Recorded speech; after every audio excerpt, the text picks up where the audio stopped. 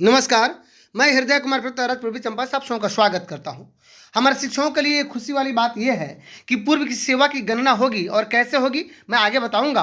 कि विशिष्ट एवं बीपीएससी जो सॉरी यहाँ पे बीपीएससी बने जो नियोजित जो हैं शिक्षक हैं उनको फायदा होगा। सेवा निरंतरता का लाभ निश्चित मिलेगा और वेतन का आधा मिलेगा उनको पेंशन। तो पूर्व की सेवा की गणना कैसे होगी इस पर भी हम चर्चा करेंगे। विशिष्ट एवं जो बीपीएससी में चले गए नियोजित शिक्षक उनको कैसे फायदा होगा और सेवा निरंतरता का लाभ निश्चित मिलेगा, आखिर ये कैसे मिलेगा और वेतन का आधा मिलेगा पेंशन, ये भी कैसे संभव है। इन सारी बातों की जानकारी कि 25 साल की सेवा आपकी गणना हो जाएगी। यानी अगर आपका 5 साल भी विशिष्ट में बचा हुआ है या 8 साल भी विशिष्ट या हेडमास्टर या बीपीएससी में बचा हुआ, वैसे शिक्षक जो नियोजित से बीपीएससी या हेडमास्टर या विशिष्ट बन रहे हैं उनकी सेवा 25 साल की गणना कैसे हो जाएगी। यदि अगर वे 2006 से अगर या 3-5 से कार्य कर रहे हैं तो उनकी सेवा 25 साल 100% हो जाएगी। मैं बताऊंगा कि कैसे उनकी सेवा की गणना की जाएगी। यूपीएस में होगा इन सबों को लाभ और उनका 50% जो मूल वेतन होगा उसका 50% यानी वेतन का मूल वेतन नहीं कुल वेतन का मूल वेतन नहीं कुल वेतन का 50% उनको पेंशन का लाभ मिलेगा। इसी आधार पर यूपीएस में और किस किस को होगा फायदा, इन सारी बातों की जानकारी आज के इस वीडियो में प्राप्त करेंगे। तो अगर आप मेरे चैनल पर नए हैं तो मेरे चैनल को सब्सक्राइब जरूर कीजिएगा, बेल आइकन जरूर दबाइएगा। अगर ये वीडियो आपको अंत तक अच्छा लगे तो सबसे अधिक इसे शेयर कीजिएगा। जी हाँ, सबसे पहले हम बात कर लें कि 25 साल की सेवा कैसे हो जाएगी और किस किस को फायदा।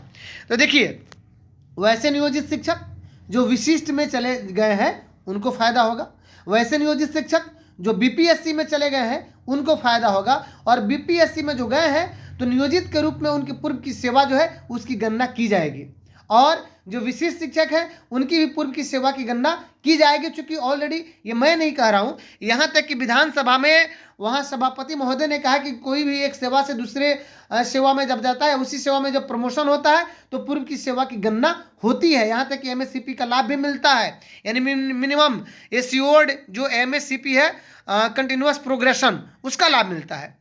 तो हम जो इसमें बात कर रहे हैं कि पूर्व की सेवा की गणना होगी, ये किस आधार पर कर रहे हैं, क्योंकि इसमें सेवा निरंतरता का लाभ मिलेगा और वेतन जो 25 साल की जो सेवा है वो पूरा करेंगे। तो 25 साल की सेवा कौन पूरा करेंगे? 2006 में जो बहाल शिक्षक हैं और विशिष्ट के रूप में अगर उनका 6 से मतलब 19 साल नौकरी अगर कर लिए हैं और 6 साल भी बाकी है अगर विशिष्ट के रूप में, तो उनका 25 साल गिनती हो जाएगा। और 6 साल से अधिक जिनका भी हो, जो 2006 के बहाल हो, उनकी गिनती जरूर हो जाएगी।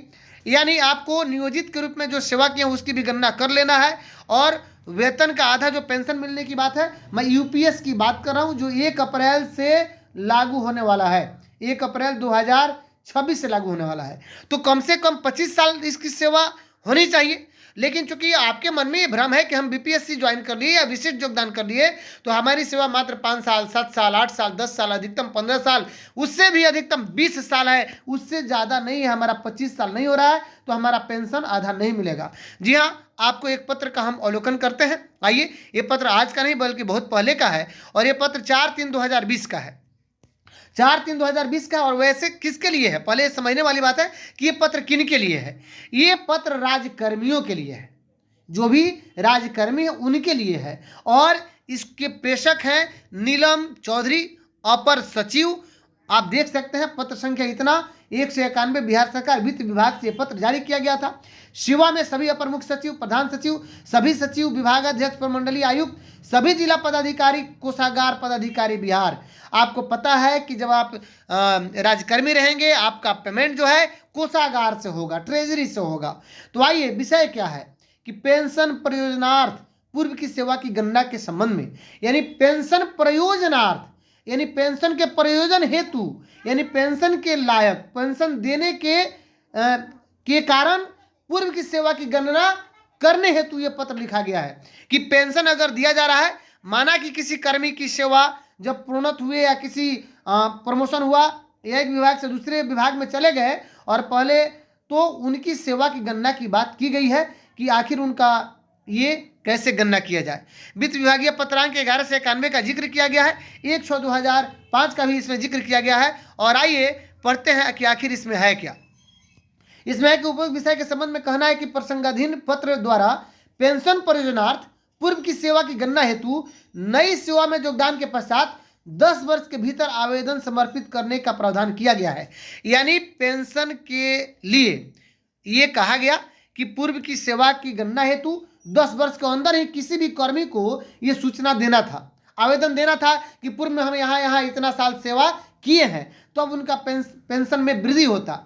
आगे 2 नंबर बिंदु क्या कह रहा है कि ऐसा देखा गया है कि कई पदाधिकारी या कर्मी उक्त प्रावधान से अवगत न होने के कारण निर्धारित 10 वर्षों के भीतर पूर्व सेवा की गणना हेतु अपना आवेदन समर्पित नहीं कर सके तथा बाद में कालबाधित होने के कारण उनके दावे को अस्वीकृत कर दिया गया। लेकिन किसी कर्मी के न्यायोचित दावे को मात्र विहित कालावधि में आवेदन समर्पित न करने के कारण अस्वीकृत करना विधि संगत प्रतीत नहीं होता है। यानी कहा गया है कि मान लीजिए मोहन जी अगर काम किए, उन्होंने 25 साल, 10 साल कहीं और काम किए, फिर 15 साल कहीं और काम किए, और ये 10 साल जो काम किए हैं वह उसकी सूचना रिटायरमेंट के जब इस विभाग से, यानी विभाग से जब दूसरे विभाग में गए तो 10 साल के अंदर में उन्होंने सूचना नहीं दिया, तो अब उसकी गणना नहीं होगी। चूंकि आवेदन दे रहे हैं कि हमने यहाँ काम किया था, उसको अस्वीकृत कर दिया गया है।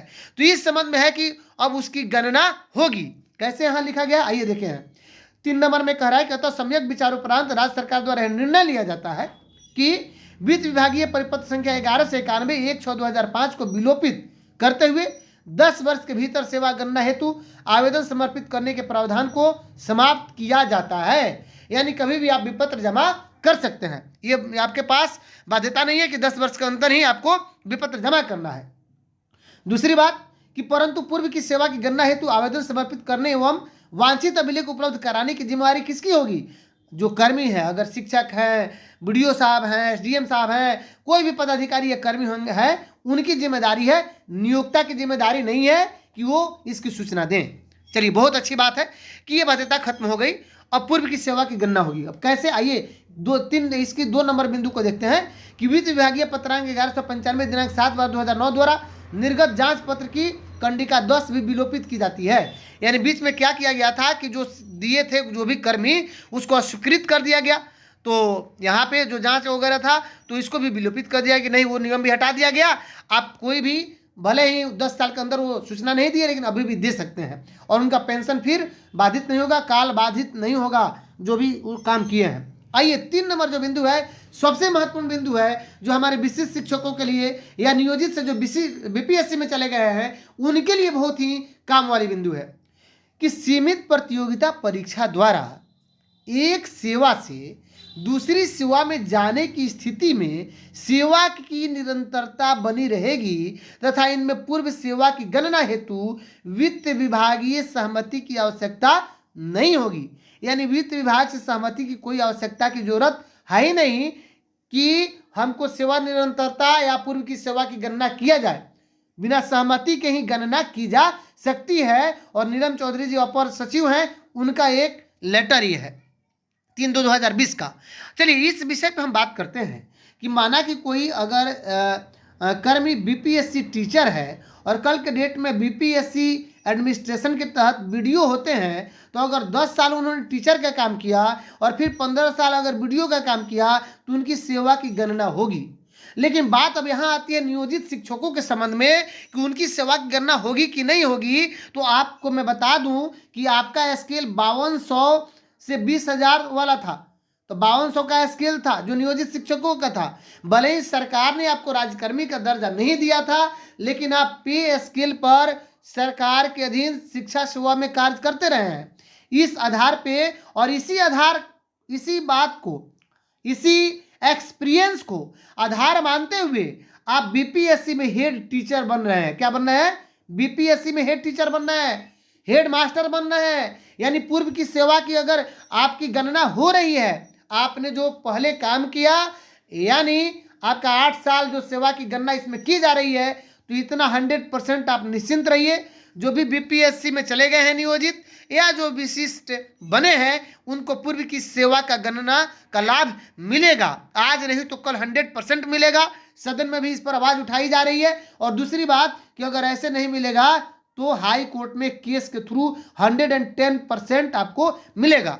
तो मेरा जो ये थंबनेल था कि सबसे पहले पूर्व की सेवा की गणना होगी। जी हाँ, पूर्व की सेवा की गणना होगी। विशिष्ट एवं बीपीएससी जो है, बीपीएससी बने नियोजितों को फायदा होगा। और कहाँ फायदा होगा? तो यूपीएस स्कीम में फायदा होगा। किस स्कीम में? चूंकि 50% पेंशन लेना है, उसमें फायदा होगा। सेवा निरंतरता का लाभ निश्चित मिलेगा। वेतन का आधा पेंशन होगा। कैसे मैं कह रहा हूं? चूंकि 25 साल अब आपकी सेवा की गणना की जाएगी। हाँ, वैसे शिक्षक जिनकी नियोजित और बीपीएससी के रूप में 25 साल नहीं होगी, उन्हीं पर यह असर पड़ेगा कि वेतन, कुल वेतन का आधा पेंशन नहीं मिलेगा। लेकिन जिनका नियोजित और विशिष्ट या बीपीएससी के रूप में कुल उनके समय अवधि को अगर गणना किया जाए 25 साल होगा, तो उनको कुल वेतन का 50% पेंशन के रूप में मिलेगा। और ये मैं नहीं कह रहा हूँ, आप लोगों ने पत्र देखा और वो पत्र सभी राज्यकर्मियों के ऊपर लागू होता है।